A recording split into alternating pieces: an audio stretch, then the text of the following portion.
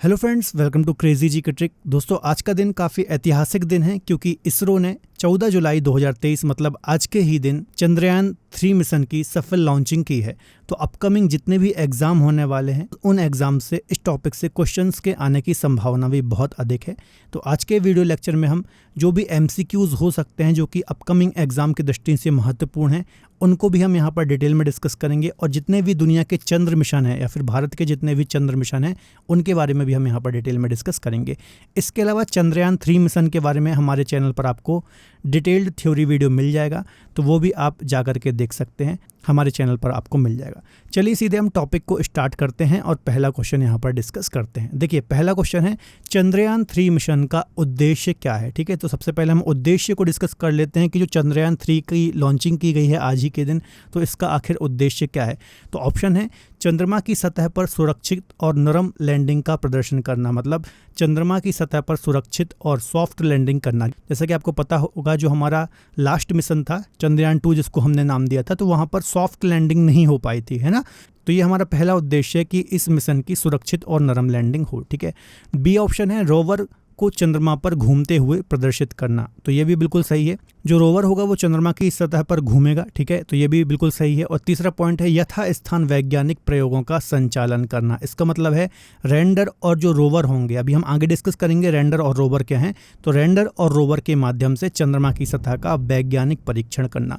तो ये तीनों ही प्रमुख उद्देश्य हैं चंद्रयान 3 मिशन के, आपको याद रखना है। ठीक है, पहला है सुरक्षित और नरम लैंडिंग, दूसरा है रोवर को चंद्रमा की सतह पर घूमते हुए या फिर इसकी सतह पर चलते हुए दिखाना, और तीसरा है लैंडर और रोवर के माध्यम से चंद्रमा की सतह का वैज्ञानिक परीक्षण करना, अध्ययन करना, है ना। लैंडर क्या है, लैंडर जो कि लैंड करेगा चंद्रमा की सतह पर, और रोवर क्या करेगा, रोवर चंद्रमा की सतह पर घूमेगा एक स्थान से दूसरे स्थान।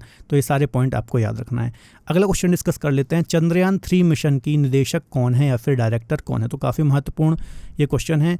तो रितु करिधल, है ना, सी आंसर इसका बिल्कुल सही हो जाएगा। रितु करिधल इसरो की एक वैज्ञानिक है, काफ़ी प्रमुख वैज्ञानिक हैं, और वह इस साल चंद्रयान 3 का जो प्रक्षेपण होगा इसका नेतृत्व करेंगी, आपको याद रखना है। ठीक है, इसके अलावा ये चंद्रयान 3 मिशन की निदेशक भी हैं, आपको याद रखना है। जो रितु करिधल हैं, जो रितु करिधल श्रीवास्तव इनका पूरा नाम है। ठीक है, इन्हें लखनऊ से इनका संबंध है, लखनऊ में इन्हें रॉकेट वुमन के नाम से भी जाना जाता है। तो ये पॉइंट भी आपको याद रखना है, काफ़ी महत्वपूर्ण है। ठीक है, अगले क्वेश्चन को डिस्कस करने से पहले थोड़ा सा मैं आपको अपडेट देना चाहूँगा। यदि आप हमारे साथ जुड़ करके किसी भी एग्जाम की तैयारी करना चाहते हैं तो आप हमारी रूट एप्लीकेशन और क्रेजी जी के ट्रिक की एप्लीकेशन को डाउनलोड कर सकते हैं। यहाँ पर आपको डिफरेंट कोर्सेज मिल जाते हैं, इन कोर्सेज को आप अवेल कर सकते हैं। देखिए, यहाँ पर आपको इंडिविजुअल सब्जेक्ट की भी फैसिलिटी मिलती है और आपको डिफरेंट फाउंडेशन बैच भी यहाँ पर देखने को मिल जाते हैं। यदि आप मुझसे ज्योग्राफी पढ़ना चाहते हैं तो हमारी रूट एप्लीकेशन और क्रेजी जी की ट्रिक की एप्लीकेशन पर डिफरेंट कोर्सेज आपको ज्योग्राफी के मिल जाते हैं, तो आप मेरे कोर्सेज अवेल कर सकते हैं। GS फाउंडेशन पढ़ना चाहते हैं तो आरंभ बैच है हमारा, आपको GS फाउंडेशन स्ट्रॉन्ग करना है तो आप ये वाला बैच अवेल कर सकते हैं। लिंक डिस्क्रिप्शन बॉक्स में दी हुई है। मैक्सिमम डिस्काउंट के लिए DSCGT कूपन कोड को अप्लाई करना ना भूलें। चलिए अगला क्वेश्चन डिस्कस कर लेते हैं। काफ़ी महत्वपूर्ण क्वेश्चन है, डेफिनेटली किसी ना किसी एग्जाम में ये देखने को मिलेगा। तो अगला क्वेश्चन है चंद्रयान 3 के लिए किस रॉकेट का उपयोग किया जा रहा है। तो इसका आंसर हो जाएगा LVM-3।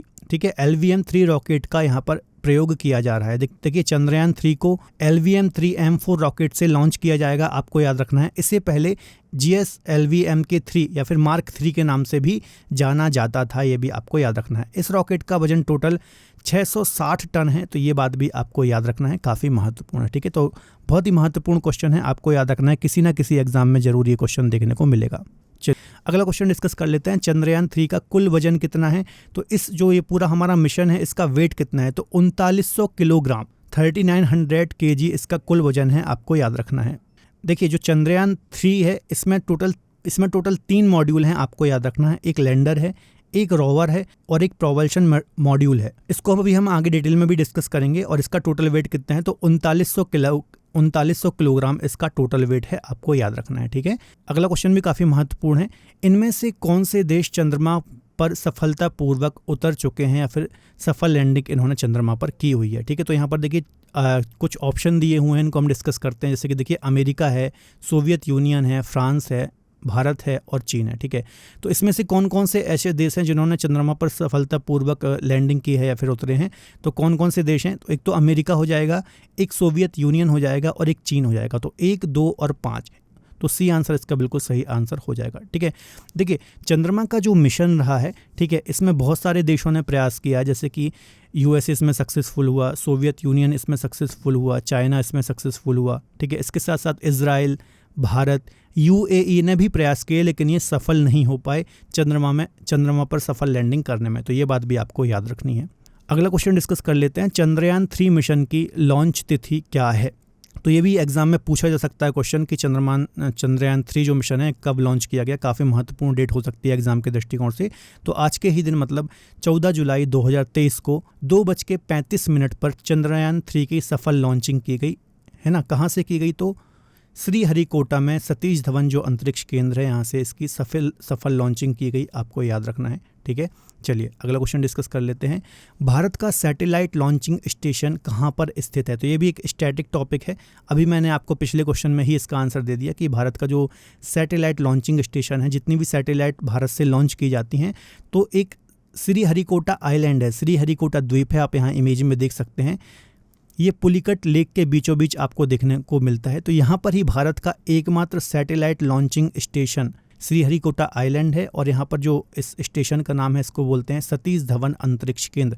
यहाँ से ही भारत के सारे सैटेलाइट लॉन्च किए जाते हैं, और यहाँ से ही चंद्रयान 3 को लॉन्च किया गया है। ठीक है, अगला क्वेश्चन डिस्कस कर लेते हैं। लैंडर और रोवर का मिशन जीवन बराबर होगा, मतलब जो लैंडर और रोवर होंगे जो कि चंद्रमा की सतह पर उतरेंगे, ठीक है, तो इनका जीवन काल कितना होने वाला है, तो 14 पृथ्वी दिवस के बराबर इनका जीवन काल होने वाला है, आपको याद रखना है। ये क्या चीज़ है, थोड़ा सा हम डिटेल में डिस्कस कर लेते हैं। देखिए, जैसे ही लैंडर और रोवर चंद्रमा की सतह पर लैंड करेंगे, ठीक है, तो अगले एक लूनर डे, मतलब एक चंद्रमा में जो दिन होता है उसके बराबर, या फिर ऐसा बोल लीजिए धरती से यदि उसे आप कंपेयर करेंगे तो लगभग 14 दिनों के बराबर ये दोनों सक्रिय रहेंगे, आपको याद रखना है। ठीक है, तो 14 अर्थ डे या फिर 14 पृथ्वी दिवस के बराबर इनका जीवन काल रहेगा, आपको याद रखना है। ठीक है, एक चंद्र दिवस मतलब 14 दिन के बराबर यहाँ पर होने वाला है, आपको याद रखना है। ठीक है, अगला क्वेश्चन डिस्कस कर लेते हैं। चंद्रयान 3 में निम्नलिखित में से क्या गायब है। देखिए, चंद्रयान 2 जब लॉन्च किया गया था तो उसमें रोवर था, लैंडर था और ऑर्बिटर था, लेकिन चंद्रयान 3 में ऑर्बिटर नहीं है, आपको याद रखना है। तो इसमें रोवर और लैंडर तो हैं पर ऑर्बिटर नहीं है, तो ये पॉइंट आपको याद रखना है। ठीक है, तो इसका आंसर सी हो जाएगा, ऑर्बिटर। ठीक, अगला क्वेश्चन भी काफ़ी महत्वपूर्ण है। प्रोपल्शन मॉड्यूल का डिज़ाइन क्या होगा, है ना। इसमें जो एक मॉड्यूल है जिसको प्रोपल्शन मॉड्यूल कहा गया है, ठीक है, तो इसका डिज़ाइन कैसा है, इसके बारे में भी एग्जाम में क्वेश्चन आ सकता है। पहले हम इसका आंसर देख लेते हैं, फिर हम प्रोपल्शन मॉड्यूल के बारे में भी डिस्कस करेंगे। ठीक है, तो पहला है बॉक्स जैसी संरचना जिसके किनारे एक सौर पैनल और शीर्ष में एक सिलेंडर है। बी है सभी तरफ सौर पैनलों के साथ आयताकार संरचना, और सी है शीर्ष पर एक गोले वाला घन, या फिर डी है उपरोक्त में से कोई नहीं। तो इसका ए आंसर बिल्कुल सही हो जाएगा, बॉक्स जैसी संरचना जिसके किनारे एक सोलर पैनल और शीर्ष पर एक सिलेंडर है। ठीक है, तो ये बिल्कुल सही हो जाएगा। इसकी आप इमेज में फोटो देख सकते हैं, इसको बोला गया है प्रोपल्शन मॉड्यूल। इसको आप देख सकते हैं, है ना, एक बॉक्स जैसी ये संरचना आपको यहाँ पर दिखाई दे रही है। इसके एक तरफ सोलर पैनल लगा हुआ है और एक ऊपर विशाल सिलेंडर आपको यहाँ पर दिखाई दे रहा होगा। जो ये सिलेंडर है इसको इंटर मॉड्यूल एडाप्टर कोन के रूप में जाना जाता है, आपको याद रखना है। देखिए, अब ये प्रोपल्शन मॉड्यूल क्या है इसको भी जरा समझ लेते हैं। प्रोपल्शन मॉड्यूल लैंडर और रोवर को चंद्रमा की कक्षा यानी ऑर्बिट में 100 किलोमीटर के ऊपर छोड़ देगा, आपको याद रखना है ना। जो रोवर और लैंडर चंद्रमा की सतह पर उतरेंगे तो चंद्रमा की कक्षा के ऑर्बिट में 100 किलोमीटर ऊपर ही इसको छोड़ देगा, आपको याद रखना है। प्रोपल्शन मॉड्यूल चंद्रमा के ऑर्बिट में लैंडर और रोवर से कम्युनिकेशन बनाए रखने के लिए चक्कर लगाता रहेगा। ठीक है, जो ये प्रोपल्शन मॉड्यूल है ये चंद्रमा के ही ऑर्बिट में चक्कर लगाता रहेगा, और जो लैंडर और रोवर हैं इनसे लगातार कम्युनिकेशन बना करके रखेगा। तो ये बात आपको याद रखनी है। ठीक है, आप इमेज में इसको देख सकते हैं। अगला क्वेश्चन है, चंद्रयान 3 मिशन के रोवर को कहा जाता है। ठीक है, तो चंद्रयान 3 में जो रोवर है उसको क्या नाम दिया गया है, तो इसको प्रज्ञान नाम दिया गया है, आपको याद रखना है। ठीक है, चंद्रयान 3 मिशन के रोवर का नाम प्रज्ञान है, और लैंडर का नाम क्या है, तो लैंडर का नाम विक्रम है। तो ये बात भी आपको याद रखना है। यहाँ पर आप इमेज में लैंडर और रोवर दोनों को देख सकते हैं। देखिए, लैंडर क्या करेगा, लैंडर चंद्रमा की सतह पर सुरक्षित लैंडिंग करेगा, है ना, सेफली लैंडिंग करेगा। और जो रोवर है, ठीक है, ये चंद्रमा की सतह पर एक स्थान से दूसरे स्थान घूमेगा। तो ये बात भी आपको याद रखना है ना। और लैंडर एक ही जगह खड़ा रहेगा, ये भी बात आपको याद रखना है। चलिए अगला क्वेश्चन डिस्कस कर लेते हैं। चांद पर भारत का पहला मिशन चंद्रयान 1 या फिर फर्स्ट कब भेजा गया? तो पहले हम चंद्रयान 1 के बारे में थोड़ा सा बात कर लेते हैं। देखिए जो चंद्रयान 1 था ये एक ऑर्बिटल मिशन था, मतलब सिर्फ ये चंद्रमा की ऑर्बिट में चक्कर लगा रहा था, है ना, और इसने ही चंद्रमा पर पानी की खोज की थी जिसकी नासा ने पुष्टि की थी। तो यह जो मिशन था चंद्रयान 1 ये 22 अक्टूबर 2008 को इसरो के द्वारा भेजा गया था, आपको याद रखना है, ठीक है। इसने चंद्रमा पर जल की उपस्थिति के बारे में बताया था, तो ये काफ़ी महत्वपूर्ण पॉइंट है, यहाँ से भी एग्जाम में क्वेश्चन आ सकता है। अगला क्वेश्चन डिस्कस कर लेते हैं। चांद पर सबसे पहले किसने और कब अपने मिशन को सफलतापूर्वक भेजा था? तो इसका आंसर हो जाएगा सोवियत संघ या फिर सोवियत यूनियन ने चांद पर सबसे पहले अपने मिशन को सफलतापूर्वक भेजा था। देखिए लूना 2 1959 में लॉन्च हुआ था, ये आपको याद रखना है। यह पहला कृत्रिम उपग्रह जो कि चंद्रमा की कक्षा पे पहुंचा था। इस मिशन ने चंद्रमा की सतह के बारे में महत्वपूर्ण जानकारी प्रदान की थी।